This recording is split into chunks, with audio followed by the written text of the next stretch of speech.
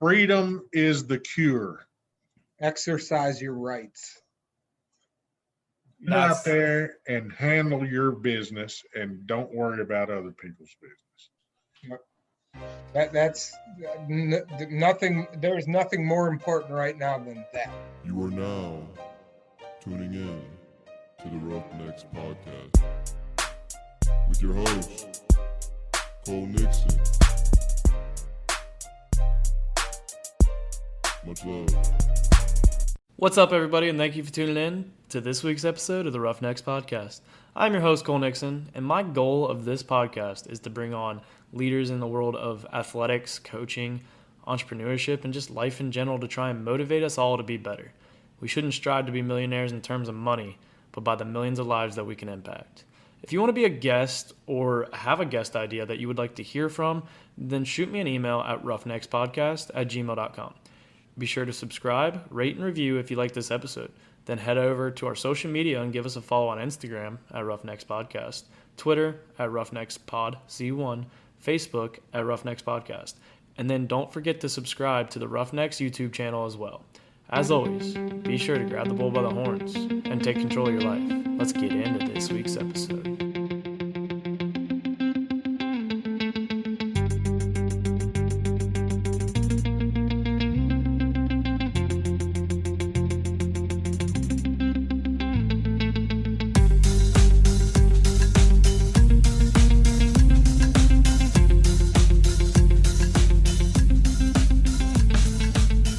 What's up, everybody? This is episode 54 of the Roughnecks Podcast. This is an episode that is recorded well in advance because it worked out with schedules, and my guests who are with me today, they have very busy schedules, so I'm very happy that I can finally get them on. But this episode comes out right in the middle of what will be our fall sale, so be sure to make a little purchase, some Roughnecks merch. Every little bit is used to help support this podcast and make this podcast better.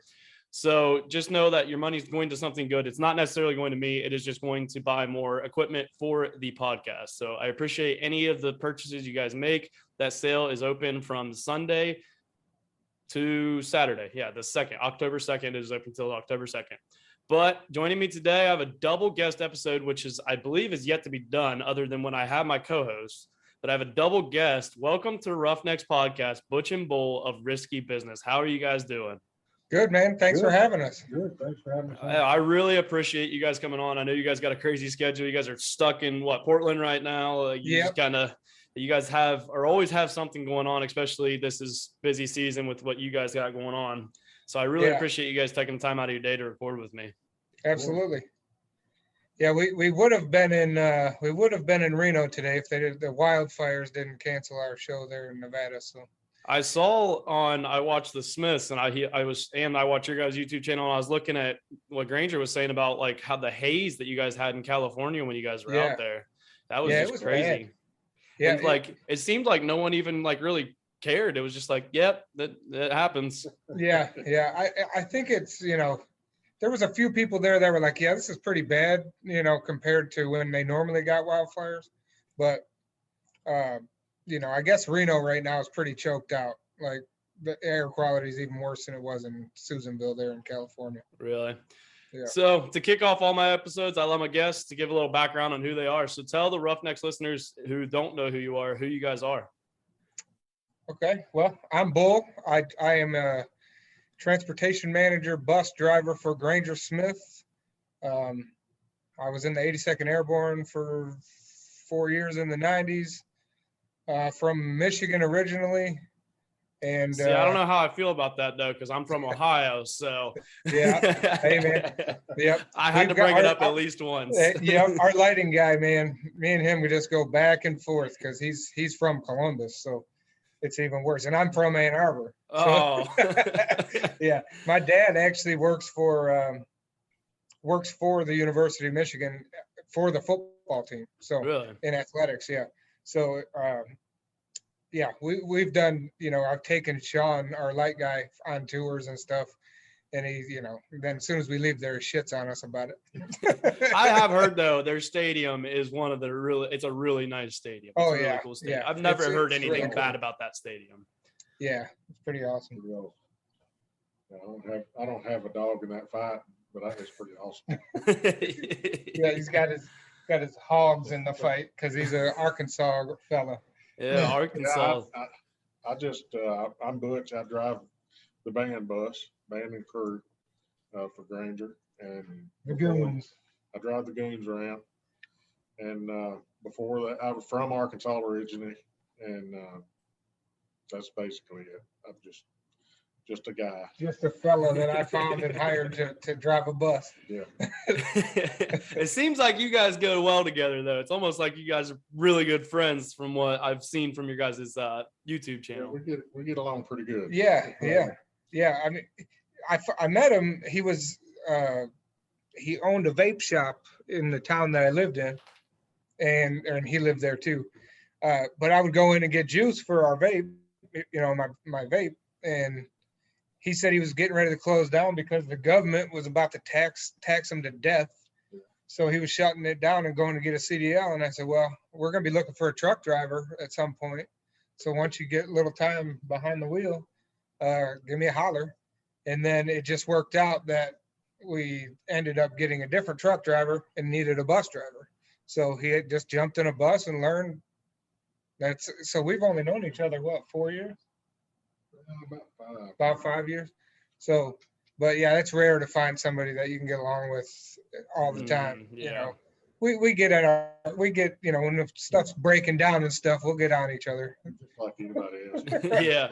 A lot rare, yeah. a lot more rare than other people. Yeah. Yeah, that's what I look at. Like my best friend, we grew up, we've known each other our entire lives. Our parents are best friends, and like we're like brothers sometimes, where we literally argue like brothers, but then like, we'll go through spells where we don't talk to each other, but then like we can pick right back up and be perfectly fine. We just, it's 100% like brothers.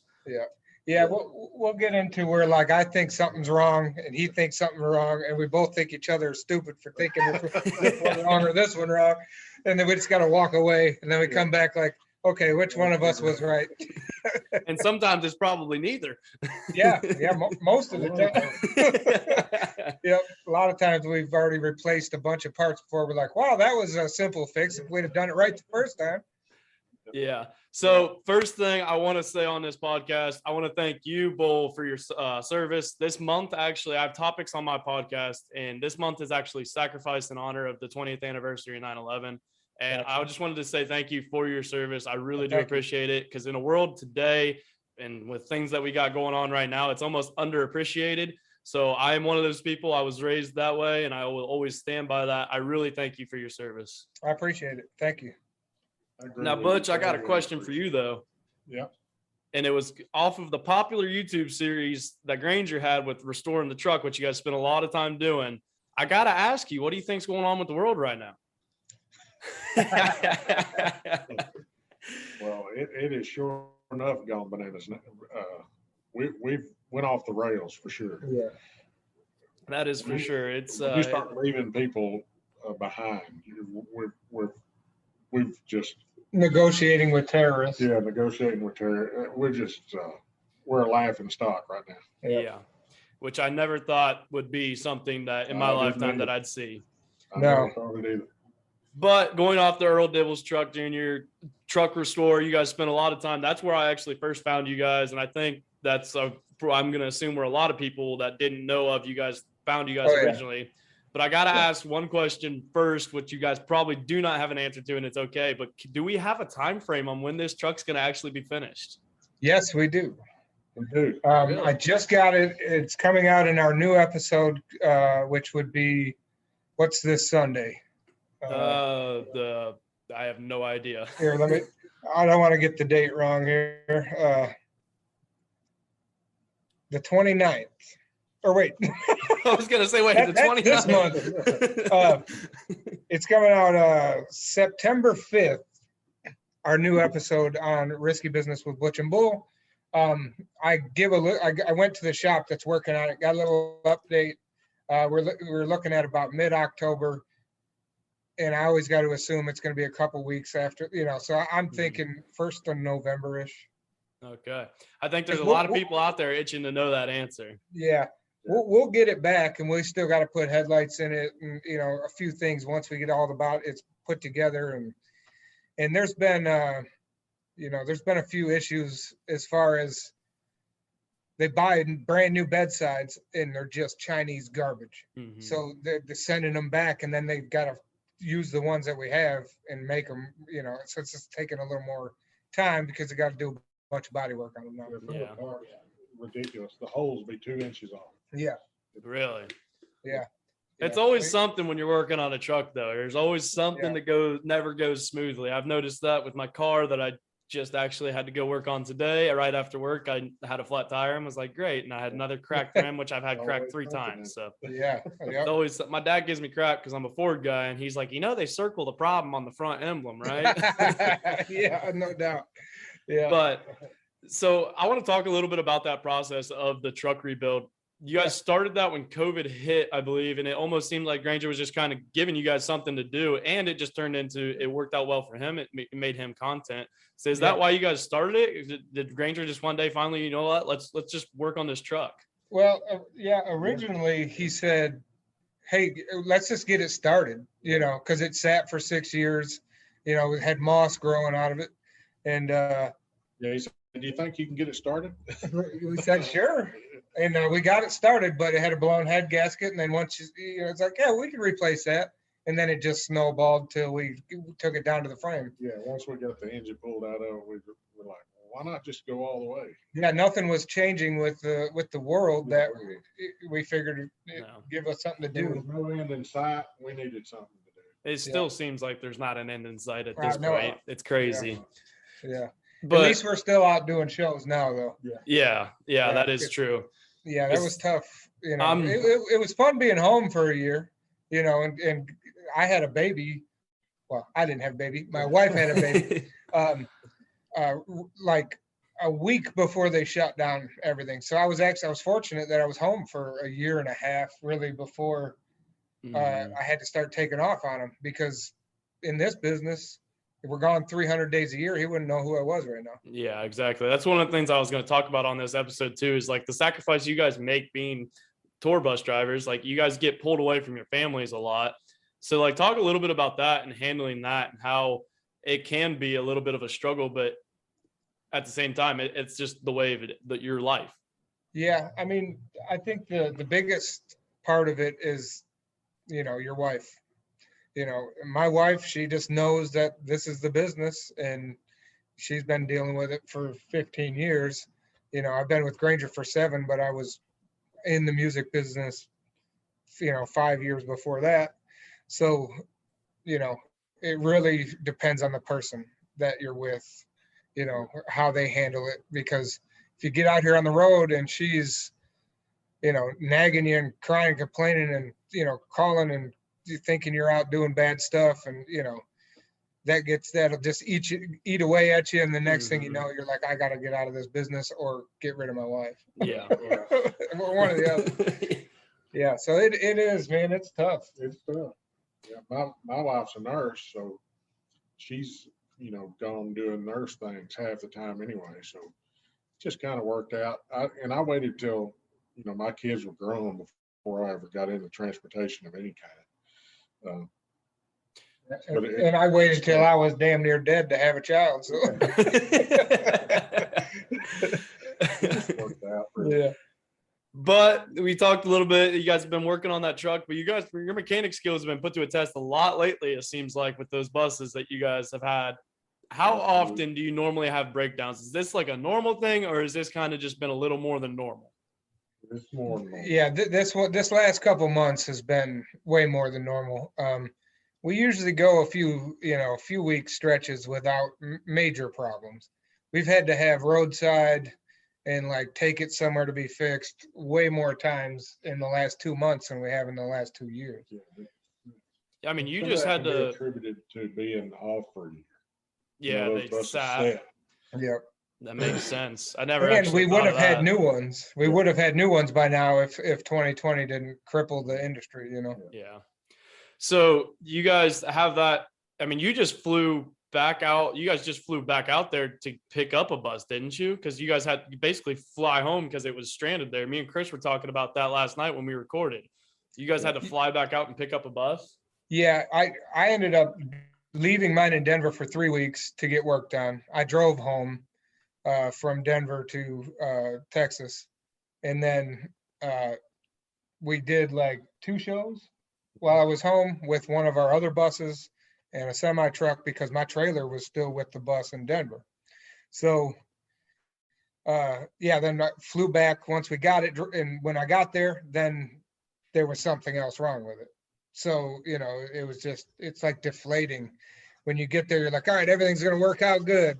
They fixed it. It's good. And then we had no AC, no flushing toilets, you know, and so it's like everything just leads to another problem. It's always something. That's what I always say. Anytime I got something gone wrong with any of the vehicles I've ever had, there's always something. Right. Yeah. And while I'm zigzagging around the country, he's zigzagging around the other part of the country, making up for the fact that we don't have, you know, 2 buses and 2 trailers. And then taking his to Springfield, Missouri to get a motor put in his, and then using our 3rd bus to just logistics, man. And then flying back, getting his bus, and then bringing it back home, and then taking off immediately, all while he was moving into a new house. Yeah. I told my wife yesterday, this is the first day, yesterday was first day that I've had time to sleep in a long time. And you know why? Because he dropped his bus off to get fixed in Portland. So there's nothing out there to worry about. He just can just chill out and not have to clean, fix, you know, do anything, wash. That's one of the things I was going to ask you too, is like your guys' shifts driving, like how long do you drive before you guys have to like take a break essentially? I know there's probably, I think there's laws with it and whatnot, but how long do you normally drive before you have to take a break? Well, we can drive 10 hours a day legally. And we don't need that trucker break. Yeah, we don't have to take a break. We can drive the straight 10 hours. We normally go half the way of the trip. Like say it's a 400-mile trip, we'll normally go 200 miles, stop, refuel, take a break for a minute, and then go on. Or get a corn dog. Get a corn dog. Something. Truck stop living. Spill your fries on the floor. Yeah. Whatever, you know, those kind of things. That's what I always, my girlfriend gives me crap. She's like, I swear you live off gas station food, because I work construction and I put in fiberglass pools, but it's just like, I am always like, we stop at the gas station every morning and I just grab something to eat real quick. And she's like, I swear you live off of it. And I'm like, I mean, I'm fine throughout the day. So I just do what I got to do. Yeah. But do what you got to do. That's it. So you guys have multiple bus drivers too, don't you? Like you guys you take your break. Sometimes there's long trips. What's the longest trip that you've actually taken? The longest I've driven straight, don't tell the DOT, was 1,400 miles in a bus. I went from this was before Butch, when we just had one bus. I went from Bradenton, Florida back to Texas, which Bradenton south of Tampa. But like, you know, our legal limit is right around 650 miles. You know, before we run out of our 10 hours. But I mean, we've done in 2019 when the truck rolled. I don't know if you ever saw that footage. A little bit, yeah. Yeah, we had done 9,000 miles in 11 days. Oof. We went coast to coast to coast, and then back almost all the way to Baltimore. And our truck driver rolled the truck. We still made that show that night, by the way. So yeah, we went coast to coast, 4 trips consecutively in 11 days. We were rolling at that point. And it's a good thing that the buses held up, because we wouldn't have been able to make those shows. No, we were doing like 6 shows in a row, and not actually getting days off. We had just drive day. Running recaps the whole time. Yeah, yep. Yeah, because I think I don't remember if it was Granger that said it or something. You like talked about, yeah, you guys can go see Butch and Bull at the bus until a certain time, but then they got to go take a nap. Basically get some sleep before they got to leave. Because you guys leave normally. Do you guys normally leave right after the show, or is it a little bit after? We come back to the venue an hour and a half after the show, and that gives us a half hour to do our stuff before we take off. So we are rolling 2 hours after Granger runs off stage, or when Earl runs off stage. Yeah, me and Chris talked about that last night. Those are not the same people. You Yeah, cannot right. they're two Yeah. different people. Yep. If you've seen them interview each other, you'll know this. Exactly. So one of the things that I wanted to also, like, people don't realize that some people might just think you guys just get in the bus and drive, and that's not what it is. Because I was watching a video where, you know, you and Chris are on the phone talking about all the, like, trying to manage, like, all right, yeah, we can make this show and this, like, we have to leave at this time. There's a lot of logistics that go into it behind that. Yeah. So there's a lot behind the scenes. How much of that goes into it on top of what you guys already do? I think I mean, it depends. If it's just a normal scheduling and nothing breaks down, Chris usually has the time just about right. He adds about an hour and a half for incidentals or, fuel stops, things like that. But when we break down, that's when the whole thing comes crumbling down and we have to start doing math and figuring out what we can do, how we're going to get there, all that. Yeah. But that's on breakdowns. But our normal days, we rarely have to adjust a time. Like sometimes I'll be like, hey, why are we going to get there at 6:30 in the morning? Why don't we just leave a little later so we can get some sleep? Yeah. And we'll change the roll time. But we would just work together with Chris on that. It's pretty straightforward the days we don't have issues. It's planned out pretty good. Yeah. I mean, we've been doing it for a long time as far as, this whole group's been together. I think Butch has been here the least amount of time, and he's been here dang near, 4 years. So, I think everybody else has been in here since, 7 to 9 years with Granger, this whole group. Yeah, you guys have been through like the whole come up of Granger, because Granger's been on a big come up, and that's like, you guys seem like one big family too. I think that, like, you guys, I mean, yeah, like you guys said, even you guys will butt heads, but like you guys all seem like one big family in a way. Yeah, and it is just like a real family. We get in arguments. We'll not talk to each other for days on end, depending on who we're mad at or, what happened. But, Get on. Yeah. You have to when you're crammed in a bus together for yeah, that's one of the things in college that I learned, because like when you're in a dorm, yeah, you're gonna have arguments with your roommates, but at the end of the day, you live with them and you're in close quarters. There's no really getting away from them. Yeah, so. Yeah, you really got to get over it by the end of the night, because once we sleep, we usually get over any kind of nonsense. That a lot of our anger and anxiety and everything comes from. It's not the breakdown itself. It's not what's happening in the moment. It's what it's creating for the next 2-3 days.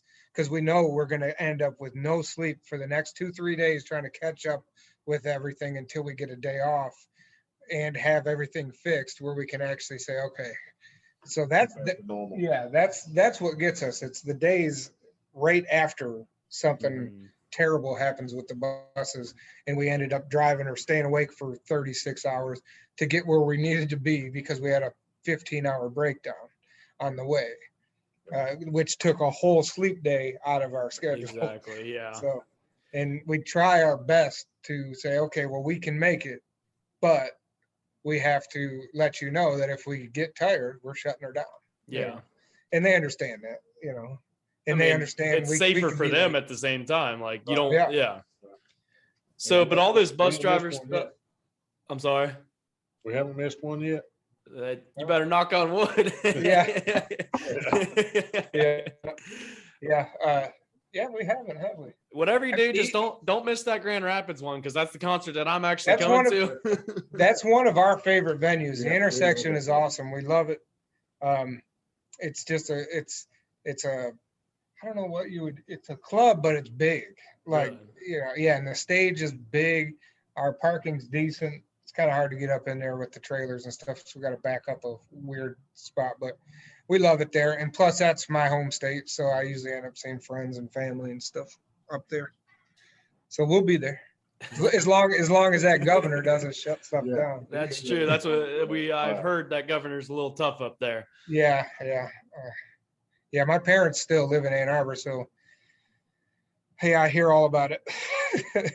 I was told to ask though, from you guys have these crazy breakdowns and stuff. What is the craziest like breakdown accident? Because I know you've hit a deer. It's in your intro to your risky business. Stuff's happened. What is like the craziest story that you can maybe tell, if you can or not? But what's the craziest story that you think from a breakdown or anything? I mean, it'd have to be Charlie rolling the semi. Yeah. I mean, Hands down. he jumped that semi across the median and landed on its side and smashed into a cliff wall in West Virginia and climbed out of it. He Climb back into it to get his cigarettes. Yeah. Yeah. Amazing. Yeah, and we were using an app on our phones. It was like Zello. Zello. It was like Nextel, where it chirps in. As soon as he rolled it, he chirped us, and he was from Boston originally, so he had a thick Boston accent, and he was just like, "I fucking rolled it." We were like, "What?" He's like, "I fucking rolled it, boys."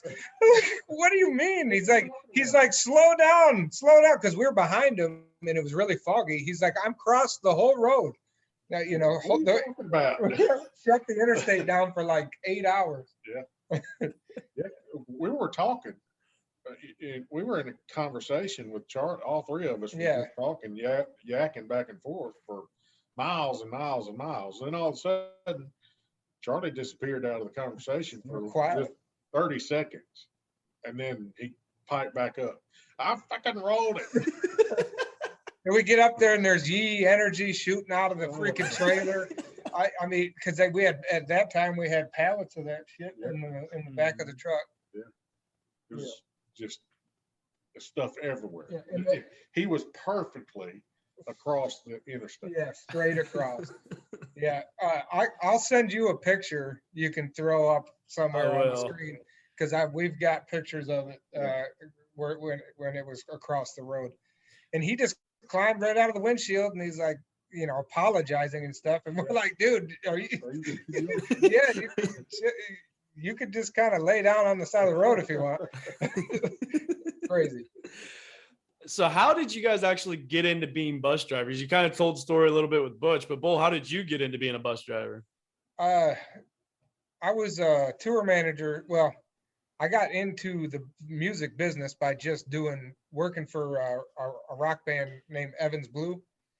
I was their tour manager for, I don't know, 5 or 6 years, but I just did it for free for like 2 years. I mean, just living off of $30 a day for food, and I sold their merch and just kind of got my foot in the door. Then other bands started hiring me, like Taproot and some other rock bands. And then the last tour Evans Blue did, we had Dusty, Granger's drummer.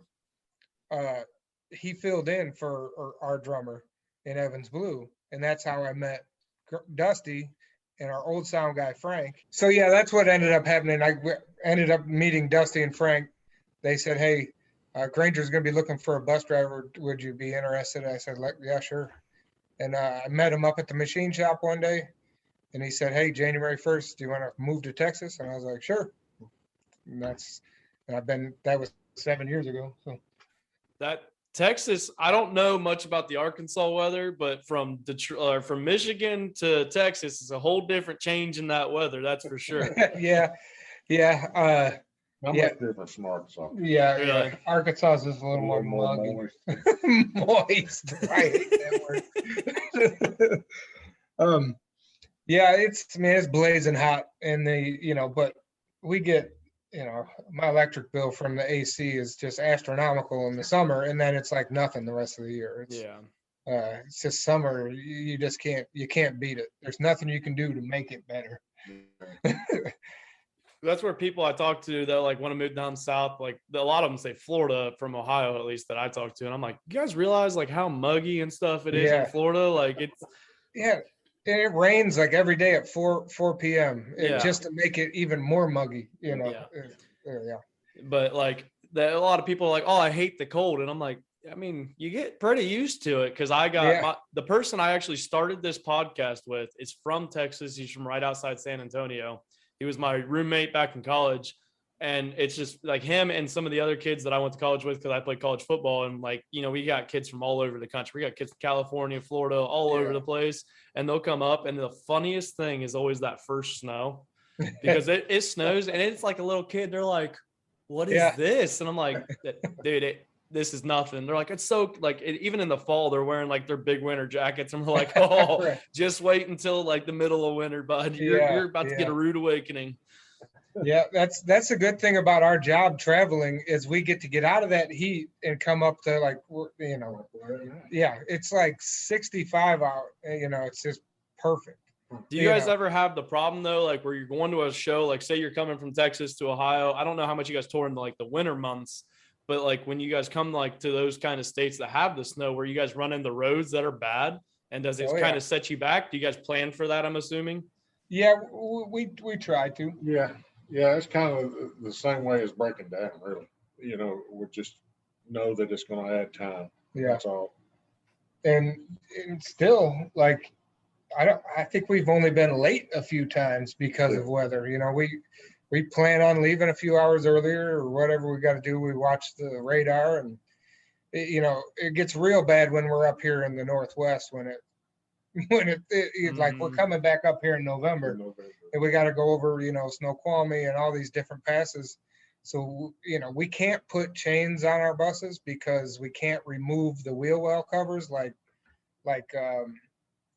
Greyhound buses can and everything. Mm-hmm. So we have to carry chains legally, but we can't use them. Yeah. So it's like, okay, well, there's been situations where like coming out of Sacramento, going over, Vail, or no, not Vail, that's damn Colorado. Going over Truckee to go into Reno. And I've had to just drive with no chains until you get to a checkpoint where they tell you to put chains on. I just have to pull over, wait for them to move the checkpoint forward up the road, and then drive until I get to that checkpoint again and stop. And I've just had to do that for hours and hours until they get the road clear enough and you get over the top and you can work your way down. So all this bus driver and all this stuff that you guys have been doing led to Risky Business. Did you guys just start Risky Business this past year? During the truck build. Yeah, we started not long after we started on the truck. A couple episodes in, Grainger was like, "Hey, people are starting to ask why you guys don't have a channel." We're like, that's what I was we gonna don't even ask. have social media. Yeah. That's what I was going to ask, is why you guys ended up deciding to start Risky Business. Yeah, that was it. He just said, "Man, you guys could get a following quick if all these people that are watching you on my channel, and it did too. I mean, we're almost at 10,000 subscribers, so within a year we were at, it's because I think it was a year in April, we were at about 8,000 or something in a year. Yeah, because of Grainger's fan base. 99% of the people on there found us through Grainger, not just randomly. So yeah, we're almost at 10,000. We're doing a big giveaway, Grainger tickets to the show, meet and greets, merch package, some other stuff. I can't remember. We got a big thing on our Instagram page and stuff. So as soon as we hit 10,000 subscribers, we're going to just do a randomizer and pick somebody and concert of their choice and all that stuff. And I think we're like 130 or 120 something away right now. Well, there you guys go. You guys heard it here on this podcast. If you're not subscribed already, you got to go subscribe, because then you might have a chance to win some stuff. So definitely go and subscribe to Risky Business on YouTube. I love it, because what I love about your guys' channel is you guys are real. Like, you guys are just you, because that's a lot of things. I feel like a lot of people anymore today try to be someone they're not. You guys are just who you are. And that's what I love about your guys' channel. Yeah. That's by design. Yeah. To me, to this day, it still boggles the mind why anybody would want to watch my retarded self just say anything. I just don't understand. Yeah, I think a big draw of our channel is just it's just the non-glamorous side. Everybody sees Grainger like running up on stage and playing shows and fans and crowds and and all that, but nobody had a channel at the time, and I still don't think anybody does, that just shows how the hell you get there, all the stuff in between, all the problems, what we do through the night while they're sleeping. Yeah. And we've had drivers from other crews and other bands and big tours come up and say, hey, don't stop doing that channel. He's like, we love watching it. It shows what we do for a living, and nobody does that. So Granger recognized that right off the bat. He's like, you'd be the only guys that have it. He's like, you've got a unique market, Yeah, I've never seen a bus driver. Sorry, the dog over here is playing with a toy. I'm house sitting, and the dog. Last night I put it in a cage, but I've been gone all day, so I was like, I'll let you stay out. But it's trying to get my attention. But that's what I love too. That's what I told Chris last night, that I love about like Granger and Yee and everything, because you get behind the scenes of everything. You got the Yee podcast, you got Granger, the Smiths, his family, then you got his own podcast, and then you guys got Risky Business, Chris Gaines Comedy, even like you guys got a behind the scenes of everything, where a lot of people like didn't know what that kind of stuff's like. They don't, and they may have never thought to ask, but then once it starts coming up, it's like, well, what is that like? And then when you get to see it, it's really cool to see those type of people and what goes on behind the scenes. Because I think when a lot of people think it's just all, I think when the people think of like artists, country artists, whatever, anything, they just live the life. Yeah, Which they do, but at the same time, they don't, because there's a lot of behind the scenes stuff that goes on. They don't realize how much effort everybody has to put into it. You would be surprised how many times we get asked if we're going to be at the show. Yeah. And it's like, have you not figured out yet that we are driving through the night, so we have to sleep sometime? It's like, no, we're not going to be at the show. No, we're not going to be at the Granger meet and greet. We're sleeping at 7 p.m.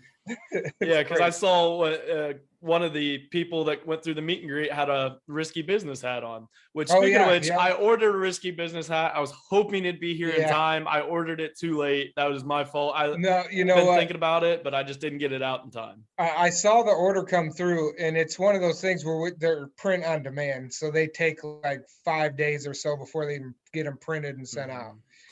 Where if like our AR shirts that we have and the Butch Luck shirts, we ship those from home, and our Risky Business flags now and stickers. That all comes from my house, and my wife ships that stuff out. So like as soon as the order comes through, she can have it out the next day.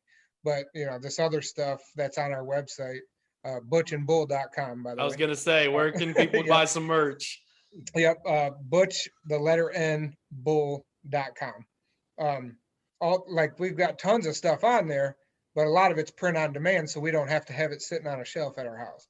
So we only make a couple bucks on it, per shirt because of print on demand. Mm-hmm. But that's, it's all, like you said in the beginning, it's all going towards, it's all going either towards more merch or going towards new camera stuff or, whatever, or it's just sitting in the bank for when we need something. Exactly. Yeah. That's one thing, like when I started, because when I have shirts as well, and when I started them, I was like, I could take this money. I was in college. Like I didn't have a whole lot of money at the time. Right. I could take this money, but I'm like, I want this podcast to actually grow and be something. So I'm like, I put it in a whole separate bank account and was like, I'm just going to leave it there for when things I need, like a new microphone, or eventually I'm going to get a nice camera to have. And it goes right back. That's what I always try to stress to people when they're buy. And that's why some people are like, I thank them a lot for buying, and they're like, it's not a big deal. I'm like, you don't understand. Like it's helping me more than you think. Yeah. That's why we have like the membership program on our website that you can join. We got memberships where we give free shipping to our members. We give exclusive merch that you can't buy. We've got some fuck Biden stuff on there and stuff that we don't have just announced on the main page because they'll freaking shut us down. Mm-hmm. So we have a membership section where if you go in there, those members have access to that stuff as well as extra content. And, we got like some blooper videos and whatever up there.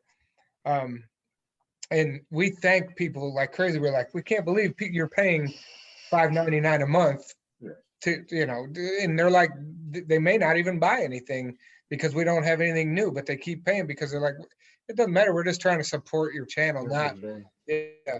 And, you know, me and Butch we've never drawn any money off it. Even our YouTube videos, you know, we might make a few $100s a month, and it just goes into the bank, you know, to cover our subscriptions to like YouTube Premium, QuickBooks, you know, stuff like that for our business.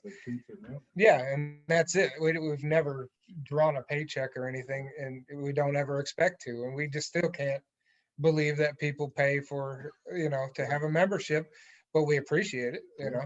Exactly. Yeah. And like I've thought about doing that, but I still need to grow a lot more in order to do that. But I also look at it like I have some buddies too. You guys do a good job, and that's how you keep the business running. And like, that's what a lot of people, I have some friends, like we all just kind of graduated college and they're starting to, you know, they're being their young and dumb self. Lucky enough, I have 3 older siblings. I'm around a lot of older people in my life that I have a few friends, but most of my people I hang out with are older. And like, I see for myself, and they tell me like, and I listen to it, you know, I talked about it. I've multiple episodes now. When someone says something and you hear it from multiple different people, multiple different times, you should probably listen to it because it's probably beneficial to listen to it. Yeah. Yeah. And that's where Granger comes in with us when it comes to social media and YouTube. And, you know, he wants us to do a lot more how-to stuff because he thinks a lot of that would come up, you know, or they would do well, like the how-to videos. The problem is most of the stuff that we're going to fix is we're doing it in a hurry. Yeah. You know what I mean? We don't have time to set up cameras and make a good how-to video. You know, we're just showing you what we can in our videos and moving on. Exactly. But, you know, we didn't have social media when we started this at all. Like I had canceled all my social media and I hadn't had it for years. I think I still had a Twitter account, but it was strange getting back into that world because I was up till 3 a.m. last night just swiping, you know, watching stupid videos, and it's like, what, you know, this is why I got out of social media. And now we're supposed to be influencers and have all this social media, and it's like, ugh. But you know, we enjoy it. We enjoy the videos and stuff like that, but we try to stay off of our social media as much as possible. I know you got to put stuff up there, but and I'm very active with responding to people because you know, I don't want to ever just like be, you know, post something and then disappear. And it's like, well, why, if they're taking the time to comment on something, especially our videos, if they're asking questions and trying to communicate on a YouTube video, I'm going to respond. And Butch will go through on his own account and answer questions and stuff too. So well, that's the thing that keeps people coming back in too. That's what one of the things I've learned, you know, the more you interact with your fan base, the more they're going to keep coming back. Because I'll never forget, like the first time that Granger liked one of my comments on the Smiths videos, I thought it was the coolest thing in the world. Yeah, and, yeah, like, you get that. It makes you want to watch. Yeah. Yeah, I didn't even know that existed till I commented on somebody's YouTube and they liked it. And I was like, oh, they sent me an email, said, oh, congratulations. You just got a like from, you know, the channel owner or whatever. Yeah. So it brings you back in. And that's one of the things I've talked on this podcast before. In my generation, in my opinion, social media has killed my generation. It has destroyed my generation because you look at what it does, like how many, like you said, you get caught in that scroll. Like I do it. You get caught in that endless scroll where you're just looking. And TikTok, I love TikTok, don't get me wrong, but it is the biggest thing where you can just get caught there spending hours just scrolling. And I yell at my girlfriend because I finally got to the point where I was like, all right, there comes a point, like I almost set a time limit for myself. Like if I'm going to sit here on TikTok or if I'm going to sit here and look at Instagram reels and stuff, I got to like cut myself off because you can get caught in that endless scroll. And I yelled at her. I was like, get off TikTok. And she's like, why? I was like, because you're getting caught in the endless scroll. Like, you got to get off of right. it. It'll never end. Yeah. You can't get to the end of the internet. No, you really can't. But so I have a few questions that were asked. My friends asked me to ask you guys. One of them was the funniest touring story that you were at liberty to say. I mean, Chris gave one last night where he talked about when he ate the edibles. That Oh, was his. yeah. That was I his called an story. ambulance on himself. Yeah. I've already Oh, told yeah, like he 3 of thought my it was buddies the end about of it because days. that episode's not even out yet, and I've already told like 3 of my buddies about it. Right. Yeah. I don't have any stories necessarily like that. Well, You have to give me a second to think about this one. I don't really know. 'Cause We're always just working. yeah, it's not a, Yeah, I mean, we've had some just listening to these guys talk while we're driving and they're just drunk behind us talking about, everything. talking everything from, You know how drunk people talk. yeah, talking about things from space time to buttholes. It's like a big huge gap of things, and it's always entertaining. It's crazy the amount of stuff that goes on out here, and mostly professional.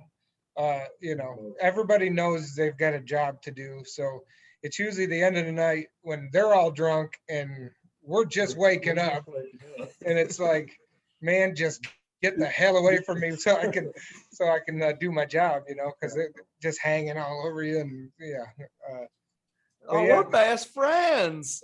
yeah. Herding cats. Yeah. It's just like herding cats. Yeah. Have you guys had where you guys had them puking on the bus? Is that a thing that happens? I'm assuming it's definitely happened. It used to. Now they're seasoned alcoholics. Got a little practice in and know how to Yeah. do it. I remember a couple times Frank, our old sound guy, he'd throw up all over the toilet, and then nobody would own up to it, but we knew it was Frank.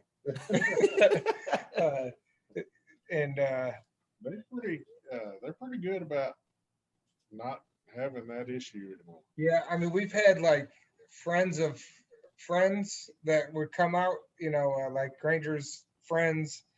I won't name any names or anything, but like one of his friends' wives, she threw up all over the back lounge toilet once, and Granger's back there holding their hair back and just throwing up all over the place. And so yeah, it happens, especially people that aren't used to riding on a bus when they're drunk, because you get car sick just like you would, Almost like like jumping in in the back of a an Uber. cruise or something. Because I heard Yeah. people when they'll go get drunk on a Yeah. cruise, and then that first night they're like, "Oh God." Yeah, and that's actually happened. One funny story that I can recall of me on the road getting drunk like that was, we were in New York City and we started drinking at like noon, and just, I don't know, by 10 o'clock or something that night, I was just hammered dog shit, like in the gutter.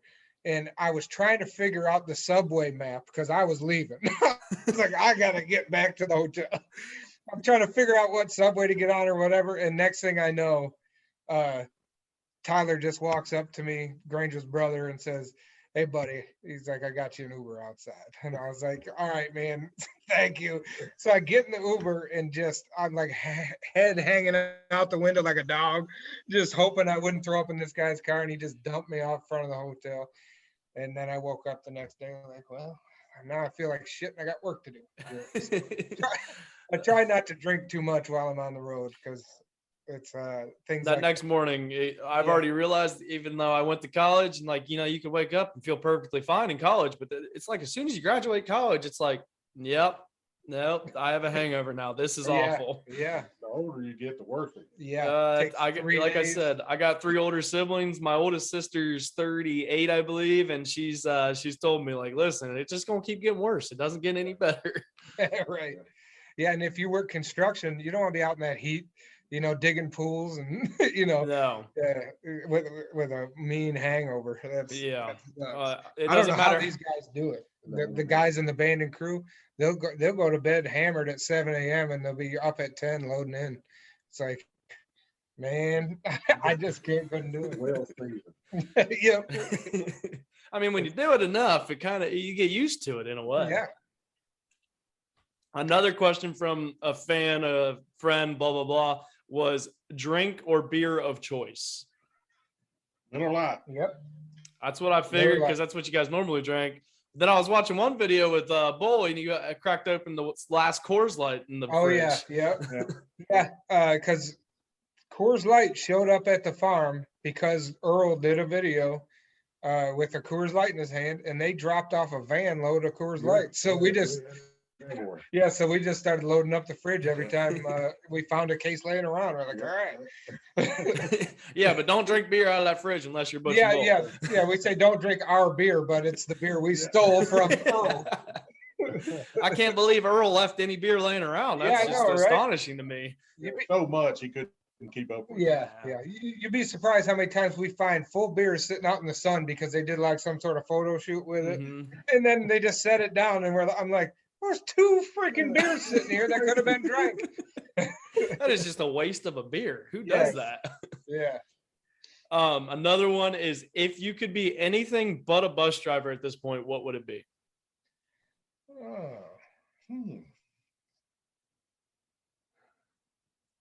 Well, I went to college to be an architectural engineer. It's a little far from that. little brain capacity away. So I guess that's what I would want to be. Yeah, I think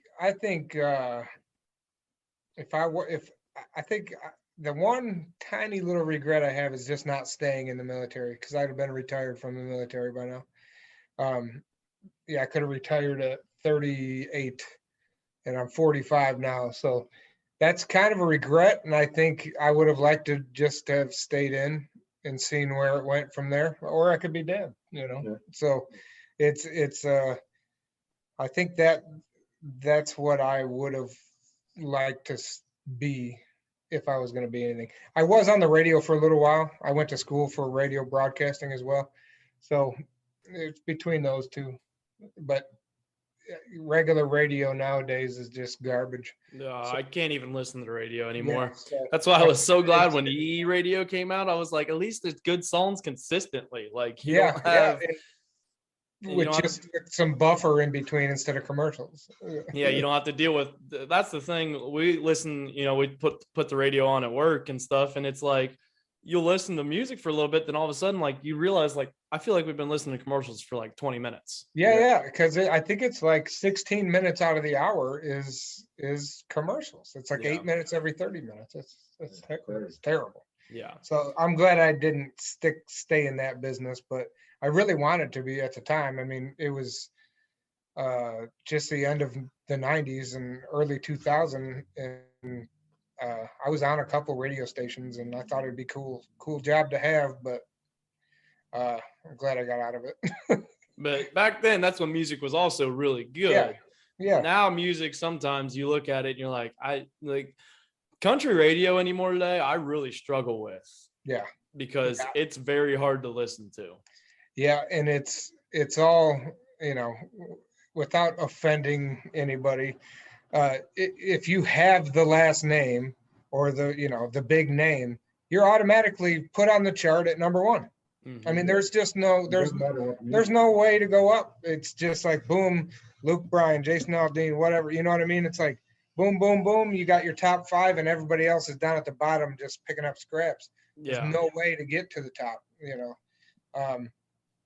Even with record labels and everything trying to push it, it's all politics, and all of country radio is liberal as hell.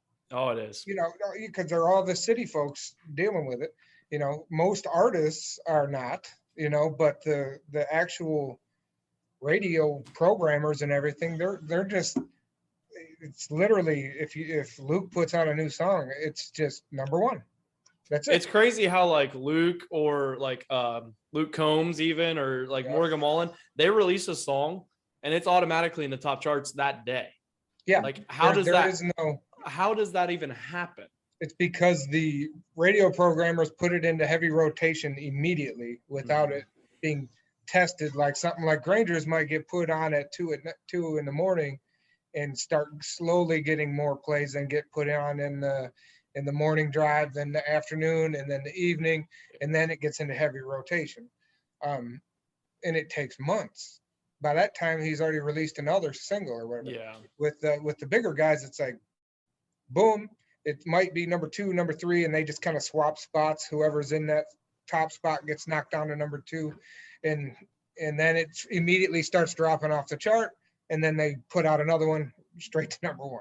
Exactly. And you know, country songwriters hate that Yeah. because when they like, it's hard to make a living songwriters- doing that nowadays. Well, right, and what happens is the radio, if it starts at the bottom of the chart and works its way to number 1, they make a whole lot more money because it was on the chart for a lot longer. Yeah. If you write a number 1 song with Luke and it goes number 1, number 15, number 50, and it's gone within 2 weeks because he's already put out another song, then the writer that had that number 1 for a day or whatever it is, they only made a small percentage of money compared to if it was a fighter all the way up the chart, you know. Exactly.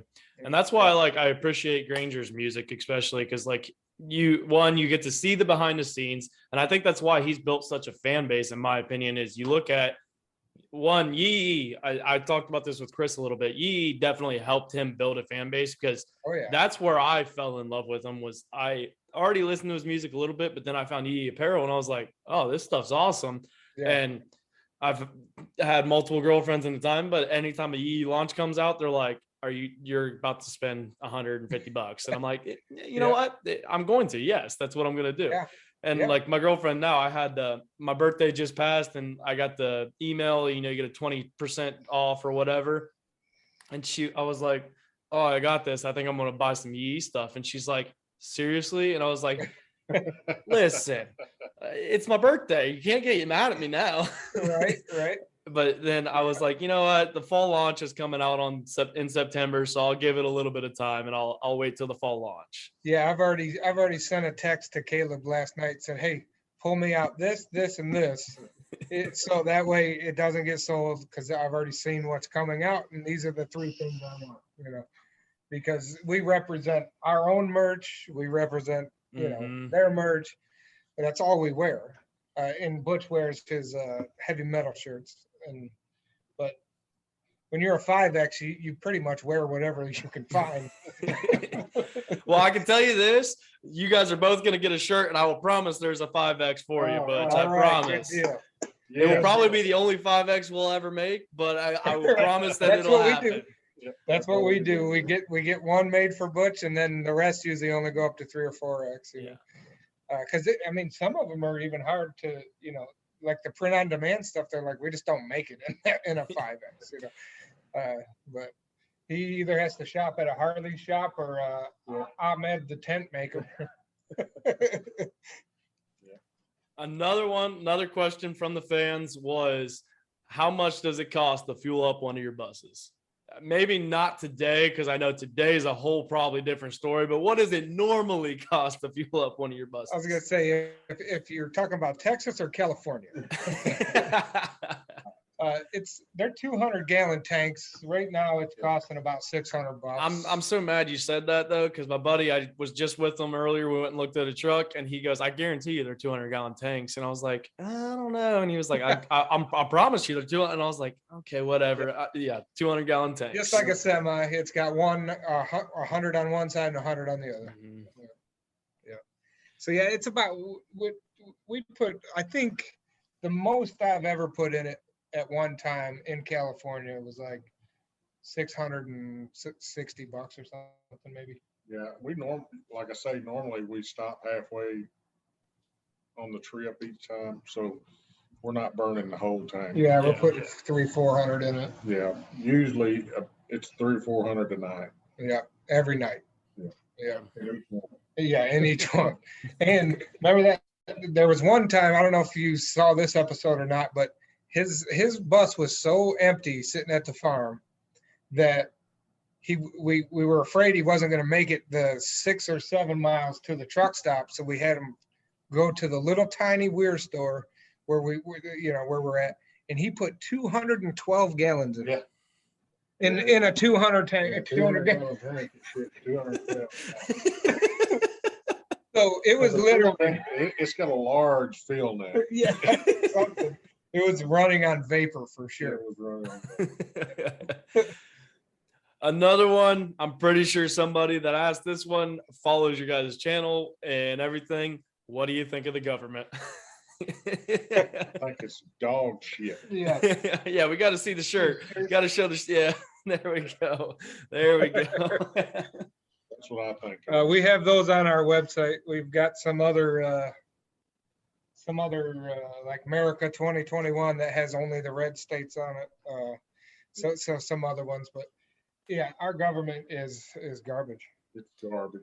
It hadn't been, it's been garbage for years and years and years. They don't give two dams about us. All they care about is our money. Yep. That's it. Everybody thinks that they care about them. Yeah. They don't.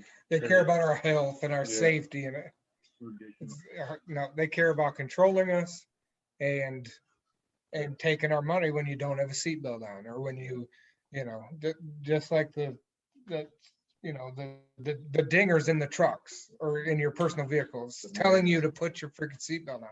Like, You can't get away from them. it's crazy. There's Yeah, so that's much actually. going on. It's actually funny you say something about the dingers in the truck. So we went and test drove a truck today, and I got in, and it was an 01, but I started driving and it started dinging, and I was like, "Oh, you're one of those." like, Yeah. On Butch's truck, he got to learn how many times that it would ding before it finally does shut off. Yeah, it dings 60 times and then it stops. At least in the 2014 Dodge Ram. Yeah. I actually know someone that, like, every time they buy a vehicle, they go and disconnect that fucking wire and stuff, so they Yeah. don't even have to worry about it. Like, and he actually had it rigged up, I think, in one truck where he'd get in and he'd literally push his like seatbelt button and it'd turn off. Oh I yeah. don't know how he did it, but or what he did, but No, you can go on Amazon and find you can buy the things that plug right into it. Yeah. That it thinks that your seatbelt's You can on. get a seatbelt extender and do the same thing. Yeah, yeah. it's called a wireless seatbelt. I think that's what it's called. Right. But Yeah. I got a couple questions that I like to ask all my guests, no matter what. The first one is, who is your biggest inspiration? I like to ask that question. This is a motivational podcast. This is a fun episode, but I still like to keep a little bit of the motivational self-help into it. So who is your biggest inspiration? Oh man. These are tough. I wouldn't be anything without him. He has struggled and come from nothing and made something out of himself, and he taught me a lot of what I know that helped me not be a sponge on society. So that's my biggest inspiration. Yeah, I think, I mean, aside from my parents that had me when they were 15 and 16 years old and are still together, which is unheard of nowadays. Unless you're a reality show, that teen pregnancy. I think, what was I gonna say? My son now, like it completely changes your life when you have a kid. And I thought for sure I wasn't going to have kids. I was like, well, I'm getting older. I don't think it wasn't in the cards. And for what I do for a living, it was like, I'm not going to be around. It's going to be, it'd just be tough. But I'm glad that we decided to have him. And he definitely has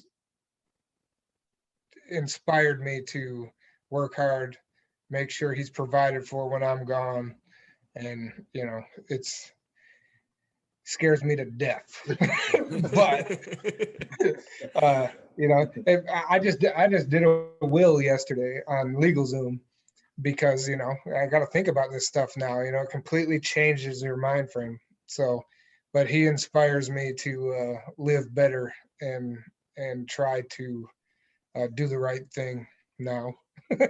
Yeah, it's crazy that like both of those, I look at the pops, and we talked last night and multiple episodes. It's crazy what your old man, any like father figure in your life can do to shape you into who you are. You either learn who you want to be or learn who you don't want to be. Yeah. And hopefully it's who you want to be. But like, you know, you talked about coming from nothing, not saying I was poor or anything. Like I had everything I wanted, but I looked at like my parents' struggle and what they went through to have 4 kids and provide for us. We never didn't have what we needed to have. And they gave up things that they needed in order to give us what we needed. Because even my dad said tonight when my car had issues and stuff, and he goes, welcome to what I went through for however many years. He goes, I remember like, you know, your mom's car breaking down one night, coming home, working on it. And then the next day my car breaks down. Then I'm just trying to fix up one of them to make sure that we have a vehicle to get you guys where we need to go. And and then thinking back to like when the same thing, like my parents, they always, you know, they were so young.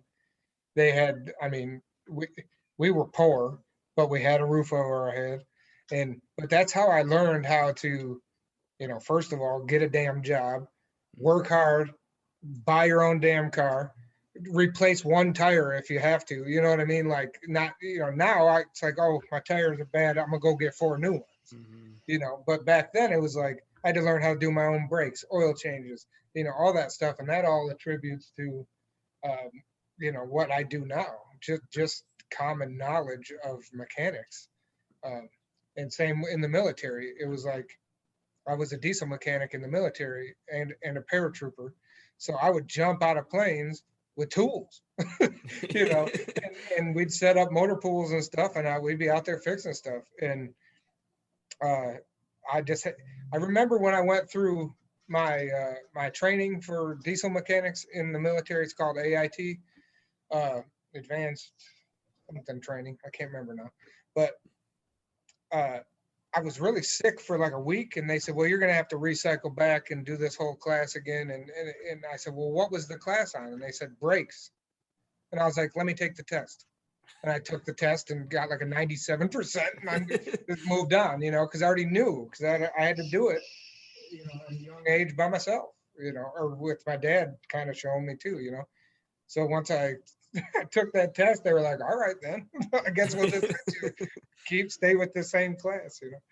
Yeah, it is one of those things that I was glad like my dad worked on his own stuff, because I look at it, I now have to tell him though, when I'm working on things that I don't know necessarily how to do, because he's still that old man that likes to try and come in and like, and I'm like, get out of the way. Let me do it. Like if I'm doing something wrong, tell me, but let me do it and figure it out for myself, because I want to know how to do it. I want to be able to teach my own kids how to do it eventually one day, because it is a very, like, you look at how many people are out there that can't even change their tire. And like, that's the first thing. Like I saw a video on Instagram or something one time where it was a coach teaching kids how to change a tire. And people are like, well, you know, what's the point? And I'm like, you don't understand what this coach is doing. This is more than just like sports. Because I look at my coach from high school, and I've said this multiple times now on this podcast, where he taught me more about life than I realized. Like high school sports, don't get me wrong, we all want to win. We all think we're going to go D1. None of us are going D1 at my school, but that's okay. And like, we all think we're going to go do big things, but sports are eventually going to end to the point where you need to like have these life habits.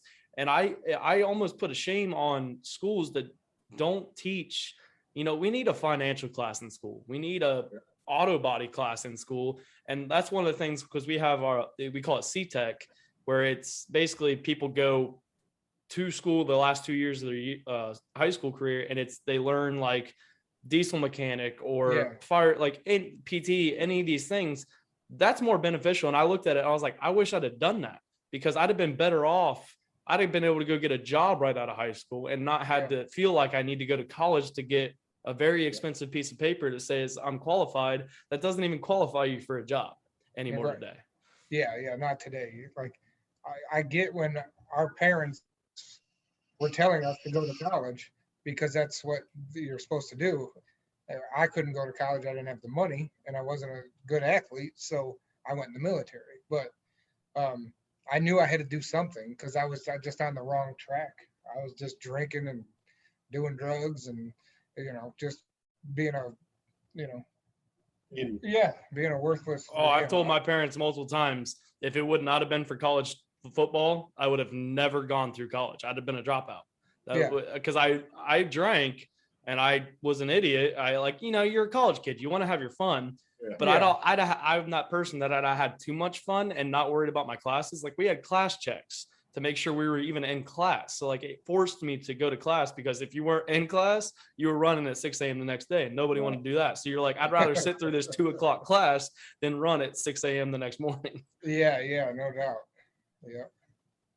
So another one that I like to ask, and you guys somewhat answered it, but I'm still going to ask it, is if you could go back in time and tell your 16-year-old self one thing, what would it be? And I don't mean like change anything, just like give a little piece of advice to your 16-year-old self.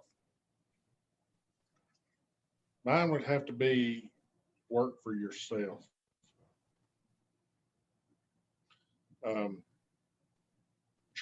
Do everything you could to prepare yourself to work for yourself. Be self-sustainable. Self-sufficient. Yeah. That would be the biggest thing I would tell myself. I think I would probably tell myself, don't fuck up your credit. That because my dad told me that shit, and all his friends told me that shit, and I didn't listen. And it took me till 2014 to get my shit right so I could buy a house. It just, and it sucks that that's just the way the world operates. And, or work your freaking ass off and have enough money to buy a house cash would be the best idea. But yeah, when you fuck up your credit when you're young, then you're just, you're screwed until you finally say, okay, I have to fix this because it ain't never going away. Yeah. One thing I would tell myself is buy a Walmart stock. Right. Yeah. Absolutely. But with that moves me into my favorite segment of this podcast, which is Motivation Monday.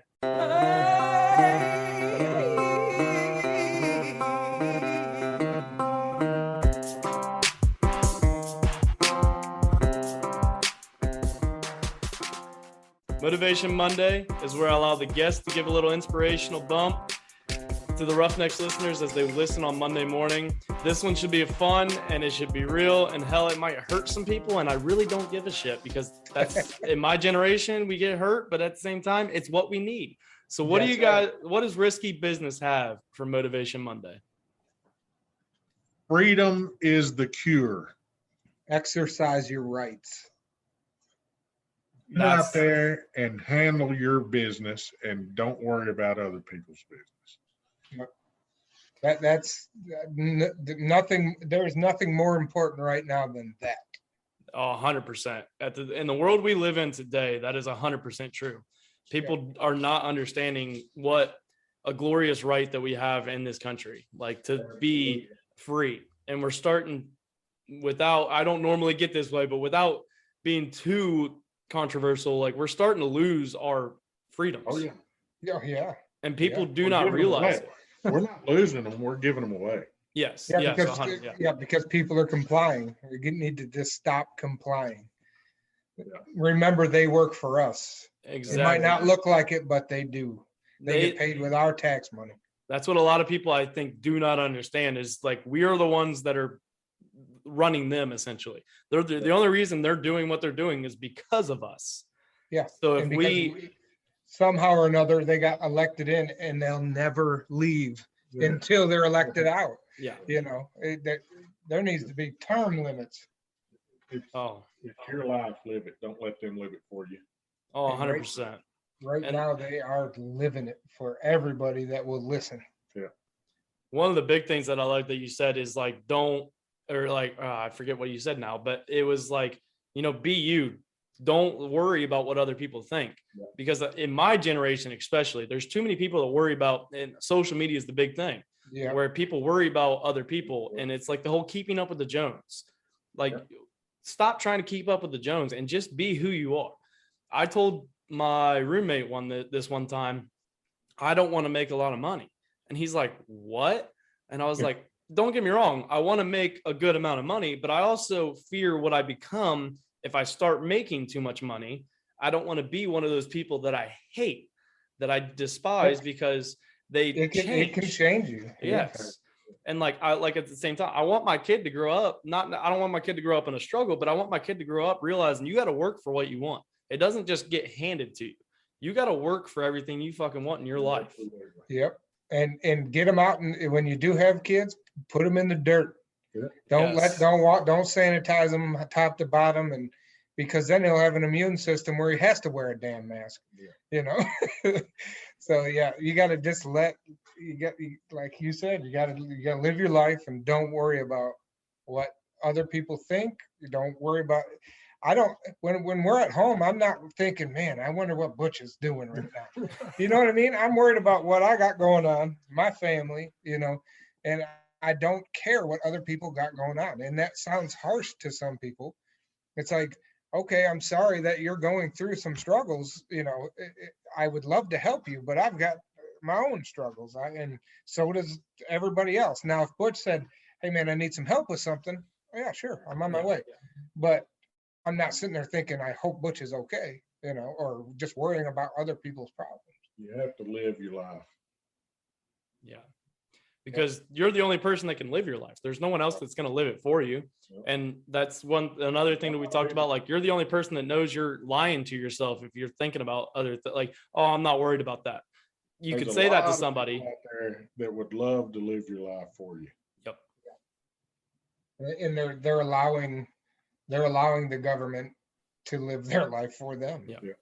Like, you look, the things you've seen on Facebook or social media and everything, like, you think you have it bad, you think you have a rough life, you could have it worse. Look at the people that are literally that are climbing on a plane that is already in the air trying to get out of Kabul. Yeah, falling to their death because they'd rather die at the hands of the concrete than the Taliban. Yeah.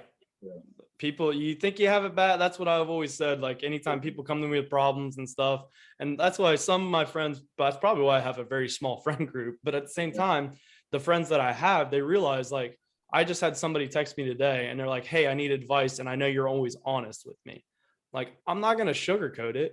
Like, because, and I expect you guys not to do the same to me. Like, if I'm being stupid and I'm thinking about this the wrong way, tell me. Like, I want you to tell me, because that's why I'm asking you, because I want real advice. I don't want you to tell me what makes me happy. Yeah. And there's too many people out in the world that are just telling people things to make them happy, and they are just okay with it. Well, yeah, and they end up being, you know, the participation trophy generation. You know, good job, you lost and you didn't do well, and you know, but here's your trophy. Like, you know, you have to instill some, you know, backbone in your kids and let them understand that. Yeah, you're gonna lose sometimes, and you got to have that shitty feeling to know that when you win, it's a good feeling.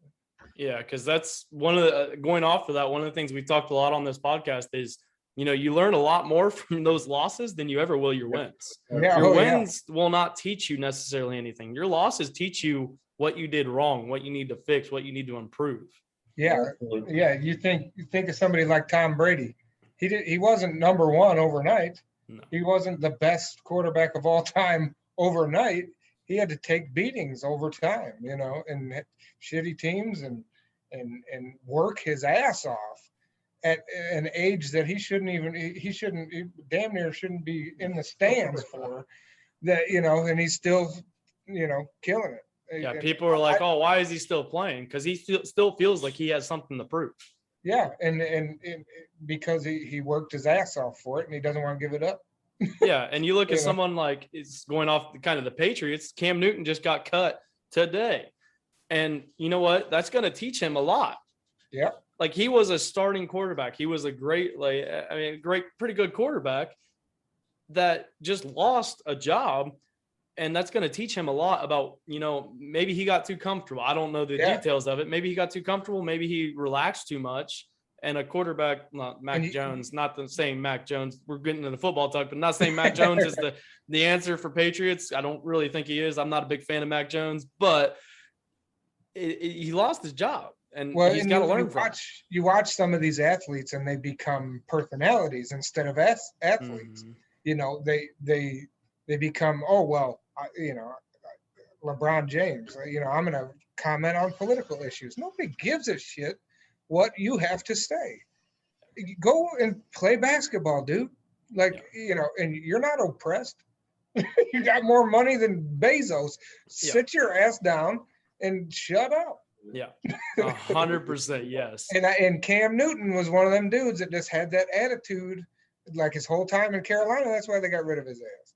You know, that's my view of it. You know, I wasn't in the locker room when they cut his ass, but you know, just watching him on the sidelines with a towel over his head, like "Don't talk to me" and stuff like that. It's like that's not how it's done, dude. That's not somebody that I want to play with. Yeah, you got to be a team player and not be the toxic dude in the locker room or on the sideline. Yeah, like And even it's when the same way in life. yes, general. 100%. Because even when I'd have a bad game, like I know I had a terrible game in college. If we won, that's what people are like. Yeah, I was a little upset, but I'd still be celebrating. Like we won. All right. I'll fix my stuff later. We won. I'm going to celebrate with my teammates because I don't want to be that guy that people are like, oh, he's all about himself. And we got a lot of people in our world today where they care about themselves. Because I'd watch people, and that's where I tried to bring some of the freshmen up when they'd actually get to play and they'd like be down like, oh, I didn't play great. And I'm like, listen, like you got 4 more years or 3 more years. Just take this as it comes. Yeah. I said, right now we are winning, celebrate. I said, you want to sulk and stuff, do that on your own time. Don't do it now. And then fix it over time. Yes. And like I've told them, like, you really think I came in my freshman year and started? No, I had to work my way up to it. Like it doesn't just happen. Like you're going to make a lot of mistakes and that's okay. We live in a world that's afraid to make mistakes. Yeah. And it's okay to make mistakes. Yeah. And they feel like if they make a mistake, somebody's going to fix it anyhow. Yeah. So yeah, without them, you know, yeah, I don't need to fix it. The government's going to fix it, or my mom and daddy's going to take care of it. You know, all that kind of thing started with the Columbine stuff. You know, with those kids saying that they wouldn't allow their parents in their own garage while they're making pipe bombs. I'd have kicked that door in and whooped my kid's ass. You know, but I can't even imagine what my parents had done if it'd been like, no, you can't come in. Yeah. No, what do you mean I can't come in my own garage? I'm the one paying the bills. Right. Yeah. Yeah. And it was downhill from about that year. It was after the 70s and 80s kids and the few that did learn well and do the right thing like you. You know, it's crazy. It is a very crazy world we live in, and that is for sure. But with that, that's a wrap on this episode of the Roughnecks podcast. Thank you, Butch and Bull, for coming on. I really appreciate it. Where can people find Risky Business and you guys on social media? Okay, most of it is like Instagram at Risky Business with Butch and Bull. Same with Facebook. And then our actual YouTube channel, we couldn't fit that all on there. So it's Risky Business with Butch Bull. Or you can just search Risky Business with Butch and Bull. You search Risky Business, I promise it comes up. Yeah, okay, cool. Or you can go to butchandbull.com and that has links to everything. Yes. Yeah. Yep. Our merch, all of our socials are on there, the membership program, all of our videos, everything. Like I said earlier, definitely go subscribe because there's a giveaway coming. So definitely go subscribe. Definitely go buy some of their merch. Their merch, if you like this episode, if you're listening all the way through, then you definitely would like their merch. So go buy some of their merch because I just bought a hat and their merch is awesome. Definitely go check it out. Also, like I said earlier in the beginning of this episode, our sale is going on, the Roughnecks sale. Purchase some Roughnecks merch. Get some stuff. I don't know what all we have for sale because I'm still trying to figure that out as we are recording this. But I know we will definitely have t-shirts, long sleeves, sweatshirts, I believe. Hopefully, I believe we'll have sweatshirts. The first sweatshirt, I'll be giving one of those away. I would have gave one away last week. So definitely go get some of that. Like I said, it all goes back to the podcast. And like with Risky Business, it goes back to them. It doesn't go to them. So definitely go purchase some of that. But I really appreciate you guys coming on. But like every week, we have this slogan on this podcast that's called "Grab the Bull by the Horns." And by grab the bull by the horns, we are the bull rider. The life is the bull. We're gonna get knocked down. That bull is gonna knock us down. But you can't let that bull of life walk all over you. Get up, grab the bull by the horns, and take control of your life. Until next week, Roughnecks out.